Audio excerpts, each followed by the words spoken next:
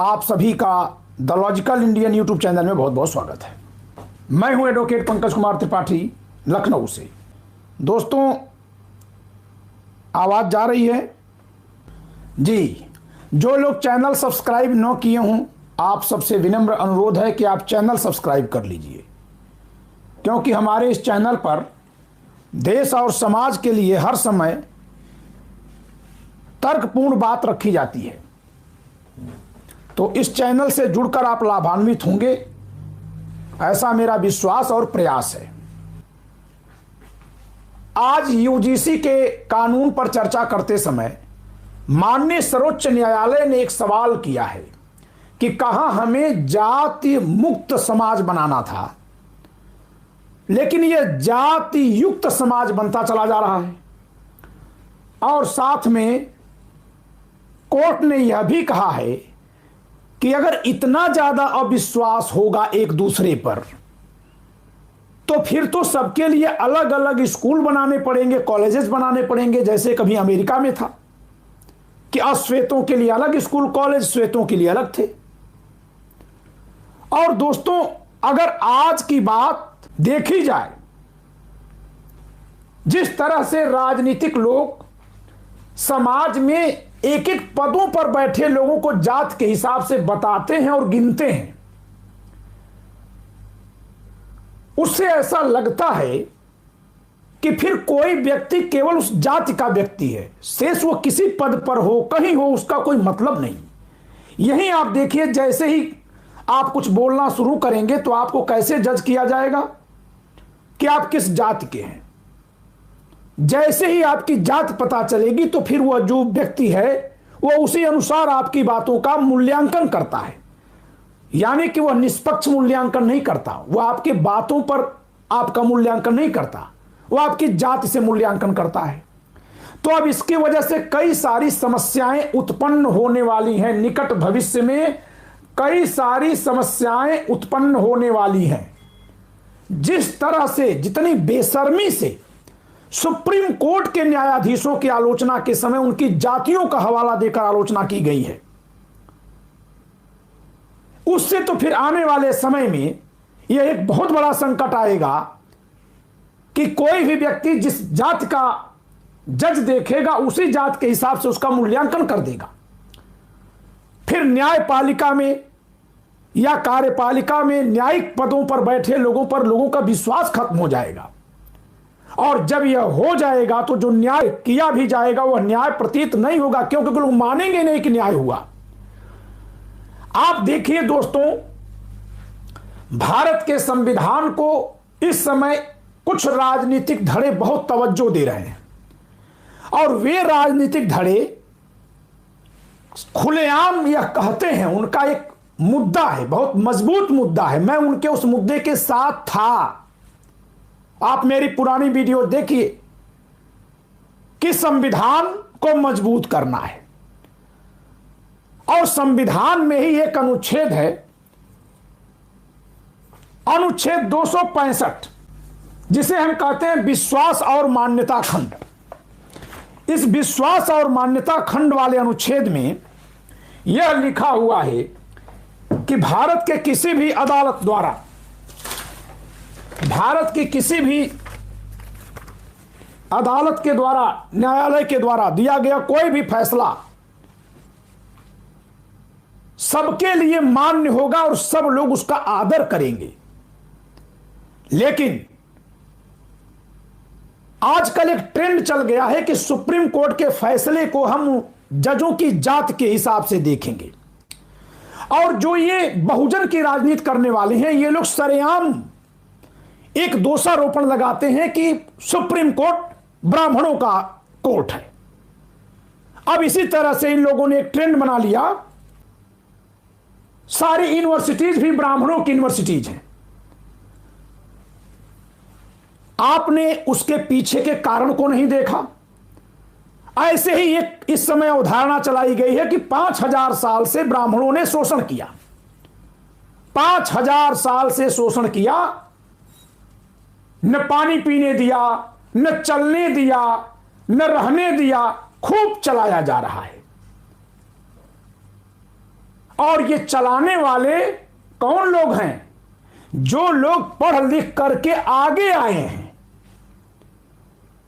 आप उनके पढ़ने लिखने के अवसर कैसे उनको मिले, इस पर सवाल न कर सके, इसलिए ही वे एकदम एक लाइन में सभी महापुरुषों को खारिज करते हैं और वे स्थापित करते हैं कि डॉक्टर भीमराव अंबेडकर की देन है जो हम पढ़ पाए, और किसी ने तो कुछ किया ही नहीं।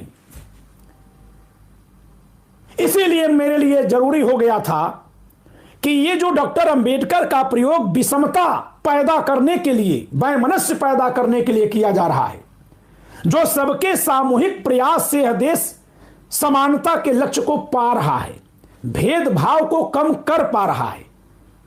अब तमाम ऐसे पुरुष हैं जो अपनी पत्नियों को आगे बढ़ाते हैं, यानी कि स्त्री पुरुष का भी भेदभाव कम हुआ है। तमाम लोग अपनी बेटियों को आजादी देते हैं, तब वो पढ़ने जाती हैं। लेकिन जब यह सब कुछ बदलाव अनेकानेक महापुरुषों के प्रयास से हुआ, तो कुछ लोग इसको अपने वर्ग की उपलब्धि को एक विजय के रूप में पेश करने के लिए और दूसरे वर्ग की पराजय के रूप में स्थापित करने के लिए सभी महापुरुषों को खारिज करते हैं और सिर्फ एक डॉक्टर अंबेडकर को ही इस देश में सभी बदलावों का श्रेय देते हैं। हमें डॉक्टर अंबेडकर को यह सब श्रेय देने से कोई दिक्कत नहीं थी, लेकिन जब मैंने देखा कि डॉक्टर अंबेडकर को श्रेय देने वालों की मानसिकता उन्हें सम्मानित करने भर की नहीं है, बल्कि मैं तो कहूंगा कि डॉक्टर अंबेडकर के सम्मान से उनका कोई मतलब नहीं है। उनका मकसद है शेष समाज को अनपढ़, कुपढ़, जाहिल, सामंती, दकिया नयूस बताना और डॉक्टर अंबेडकर को प्रकाश दिखाते हुए सबको पराजित करते हुए दिखाना और स्थापित करना। और यह एक सुनियोजित षड्यंत्र का हिस्सा है। इसमें षड्यंत्र क्या है? षड्यंत्र यह है कि जो उस वर्ग से आगे बढ़ गए हैं उनको पता है, चाहे वो MP MLA बन गए हों और चाहे क्लास 1 क्लास 2 अफसर प्रोफेसर बन गए हों, उन सबको यह बखूबी पता है कि संविधान में जो आरक्षण है लोकसभा और विधानसभाओं का, अभी मैं नेताओं के लिए बात बोल रहा हूं, वह बहुत पहले खत्म हो जाना चाहिए था। उसको बना के रखना चाहते हैं, तो उसके लिए वे क्या करते हैं बताऊंगा अभी, किसको यूज कर रहे हैं वो। और जो प्रोफेसर्स और IAS वगैरह हैं, अधिकारी हैं, वे भी ये जानते हैं कि उनके समाज में जो नीचे का बहुत बड़ा हिस्सा है उसके नाम पर तो ये आरक्षण ले रहे हैं, लेकिन यही ले जा रहे हैं। नीचे का समाज रुक गया है, ठहर गया है।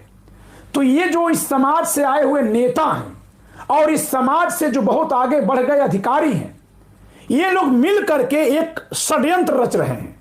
षड्यंत्र क्या रच रहे हैं कि इन लोगों ने अपने से नीचे के समाज को यह समझा दिया कि यह शेष पूरा का पूरा समाज हमारा दुश्मन है। हम लोग कैसे ऑफिसेज में लड़ाई लड़ते हैं तलवार ले लेकर, तब तो कुर्सी पर बैठ पाते हैं, आपको पता नहीं, आप तो गांव में बैठे हैं। यह सब मैं कैसे जाना? इन लोगों के भाषणों से और मेरी वीडियो पर जो गांव के लोग कमेंट करते थे उनकी कमेंट से। जब मैंने उनको BR गवई साहब, जस्टिस BR गवई, मुख्य न्यायाधीश BR गवई साहब के तर्क बताता था अपने वीडियो में, तो वे लोग फौरन लिखते थे कि अरे अकेले दलित समाज से हैं, वो कैसे चल पाती होगी, सारे जज उनको हुरपेट देते होंगे। मैं फोन करके बात करके पूछता था, लेकिन वो लोग समझने को तैयार नहीं। इस तरह से इन लोगों ने अपने समाज को गुलाम बनाने की एक पूरी योजना बना रखी है कि जिन्होंने सबको उठाया उनको बदनाम करो और जो पीछे छूटे हैं उनको वहीं रहने दो, उनको अपने पीछे खड़े करो, जिससे कि वो दो काम आ सकें। एक काम वो आएंगे कि वो भीड़ है तो नेताओं की हिम्मत नहीं पड़ेगी कि हम जो कह रहे हैं हमारा विरोध करें, और यही कारण है कि हर 10 साल पर बिना किसी सर्वे के ये MP MLA का आरक्षण आगे बढ़ जाता है। दोस्तों, ये आरक्षण नहीं है, ये आरक्षण नहीं है, ये हम जनरल और OBC समाज के लिए चुनाव लड़ने पर प्रतिबंध है। यह चुनाव लड़ने पर प्रतिबंध है, यह चुनाव लड़ने पर प्रतिबंध है।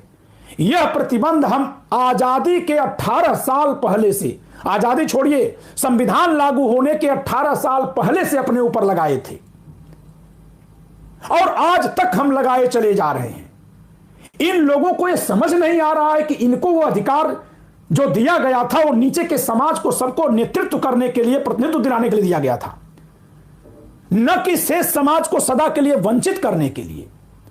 हम इस पर भरपूर अभियान चलाएंगे कि जो एमपी एमएलए का आरक्षण है वो हम शेष जनता के संवैधानिक अधिकारों पर, लोकतांत्रिक अधिकारों पर, चुनाव लड़ने के अधिकार पर एक प्रतिबंध है। और जब तक यह प्रतिबंध है तो हमारे लिए आजादी, हमारे लिए लोकतंत्र बेमानी है। हम इस देश में दोयम दर्जे के नागरिक बनकर बैठे हुए हैं। आप कहते हैं कि आपके साथ इस तरह अत्याचार हुआ, उस तरह हुआ, लेकिन आप अपने उस अत्याचार को बदलने के लिए खुद नहीं बदल रहे हैं, हमारे ऊपर प्रतिबंध पर प्रतिबंध थोप रहे हैं, प्रतिबंध पर प्रतिबंध थोप रहे हैं। क्या करवाना चाहते हैं आप? आज ही मेरे पास एक सज्जन का फोन आया, उन्होंने कहा, पहले हां अधिकारियों की लेकिन बात कर लें।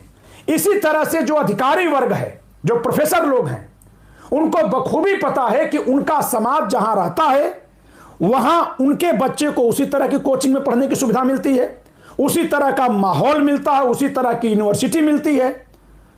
वैसे भी वो समृद्ध हैं और ताकतवर हैं, तो किसी की हिम्मत नहीं कि भेदभाव करे। और अब तो SC/ST एक्ट से भी लैस हैं। तमाम लोग तो अंतर जाति विवाह करते हैं, खासकर ब्राह्मण लड़कियों से शादी करते हैं। लेकिन फिर भी ये ऐसे लोग सबसे ज्यादा जोर जोर से कहते हैं हमारे साथ शोषण हुआ, हमारे साथ शोषण हो रहा है। क्यों? ताकि ये क्रीमी लेयर के फार्मूले को लागू होने से रुकवा सके। जैसे ही सुप्रीम कोर्ट ने कहा था कि क्रीमी लेयर ठीक नहीं है, इन लोगों ने वो आवाज लगा दी। और जब नीचे का समाज यही जान रहा है कि शेष सब उनके दुश्मन हैं, तो वो नीचे का समाज इन्हीं को नेता मानता है जो उनका हक खा रहे हैं। और ये लोग केवल ब्राह्मणों को या जो हां ब्राह्मण पद पर बैठे हैं उन्हीं को नहीं लांछित करते हैं। इन्होंने CJI गवई, जो भारत के दूसरे दलित समाज से आने वाले CJI बने, उनको भी तत्काल अपमानित करने में कोई कोर कसर नहीं छोड़ी। पूरा एक षड्यंत्र रचा और फौरन उनको अपमानित कर दिया इन लोगों ने। क्या था उस निर्णय में? यही तो था ना कि नीचे के वर्ग को आप ऊपर उठने दीजिए, उपवर्गीकरण और क्रीमी लेयर। लेकिन NFS के नाम का हवा मचा दिया गया। NFS पर रोक लग चुकी है, रोक लग चुकी है। उसका हवा ये लोग बनाए हुए हैं, झूठ में हवा बनाए हुए हैं। NFS क्या था? NFS ये था कि जिस वर्ग की वैकेंसी है उस वर्ग का कोई योग्य न मिले तो NFS दिखा करके वहां दूसरे को भर देना। यह तो अधिकार का हनन हुआ ना, कि यह भी अधिकार का हनन हुआ कि कोई योग्य न मिले तब भी किसी अयोग्य को भर दो। अब किसी बाहरी वर्ग के व्यक्ति को NFS दिखाकर नहीं रखा जा सकता, प्रतिबंध है। अटल बिहारी वाजपेयी ने लगवाया, संविधान में संशोधन करवाया है। वह सीट खाली रहती है लेकिन उस पर किसी दूसरे वर्ग का व्यक्ति नहीं रखा जाता है। लेकिन NFS का हुआ कौन लोग खड़ा कर रहे हैं? सारे क्लास 1 अफसर या प्रोफेसर, जिससे कि समाज को ये लोग डरा सके।